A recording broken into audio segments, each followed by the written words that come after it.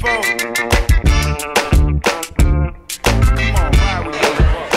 without further ado, ladies and gentlemen, Drew Bixby reading his review of the Squire Lounge.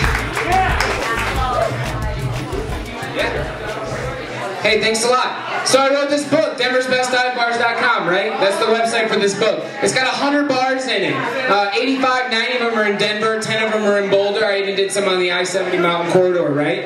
Every bar in this book is rated on a scale of 1 to 5 bottles of beer.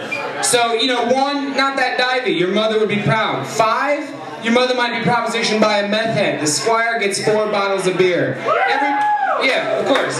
Well, and that is your mother raised you better than this. Every bar is also rated on a scale of 1 to 3 ironic mustaches. Okay? And that's not depending on whether hipsters will be there. So 1 ironic mustache means presence of hipsters unlikely. 2, tight pants, solid V-neck tees, oversized sunglasses, and references to obscure art and or viral internet content is expected. 3 hipster mustaches, the Squire gets that as well. Look at yourselves. We're all here, right? So the Squire Lounge qualifies as both a super dive and a hipster hangout. Here it is, without further ado. Squire Lounge.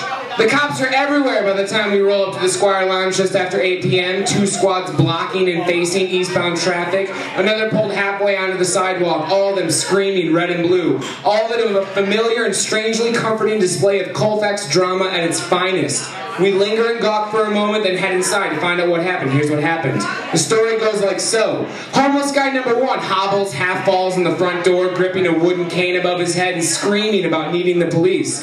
Then homeless dude number 2 tears in after him, demanding his stick back. A scuffle ensues. A bartender hops the bullet-shaped bar and bullies them to the curb, where they continue to have at each other. Someone calls the cops. 2 beats of a vagabond's drum later, 5 of Denver's finest have their guns drawn and their mad faces on. Yelling and handcuffing breaks out, and then fire extinguished. Nothing to see here. Welcome to the Squire, where drag-down skirmishes and verbal altercations between staff, customers, hobos, and the 5-0 are not necessarily the rule, but certainly not the exception. But then that's why I love this place, this urinal cake-smelling diamond in the rough. Except in the dead of winter, the front door is always open, which means shenanigans are never more than a few feet from wandering inside and attempting to bum a dollar or get a sip off that pitcher. Always on the alert, the staff is quick to castigate these mostly homeless cloakards in front of everyone. And while the oversalted shuffleboard table with its scuffed up broken pucks is fun and free, there's nothing better than watching the dirt get swept out the front door from the safety of your bar stool. When the fisticuff fiasco over and PBR's in hand, I proceed to tell a friend about a no-drama night here with my wife and I parked ourselves at the bar next to a middle-aged man with worry lines etched into his forehead. After exchanging pleasantries, he told us his very sad story. It gets sad now. Are you ready? About being from out of town, about his terminally ill son in a bed over at Children's, and about his wife's insistence that he go out for a walk and find a fucking drink. While talking, this man and my wife, they find a $50 bill on the floor by their feet. Is it yours? No. Is it yours? No. Let's drink on it then. And we did, until he needed to get back to the hospital. Though he tried to let us keep the change, we insisted he take it and buy something for his kid. Take him somewhere nice when he gets out, we told him. Probably false optimism. I'm damn near weeping into my beer by the time I finish this story to my friend, but I'm drunk, and those things have a way of going together.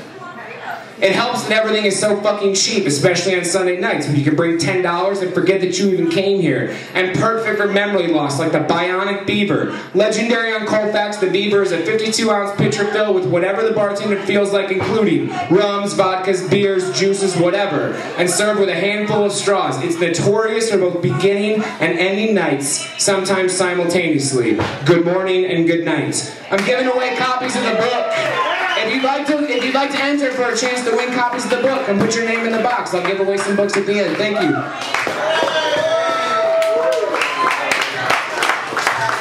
Hey, give it up for Drew Bixby, the fucking speed reader. How's the Squire only get 4 bottles of beer? It's bullshit.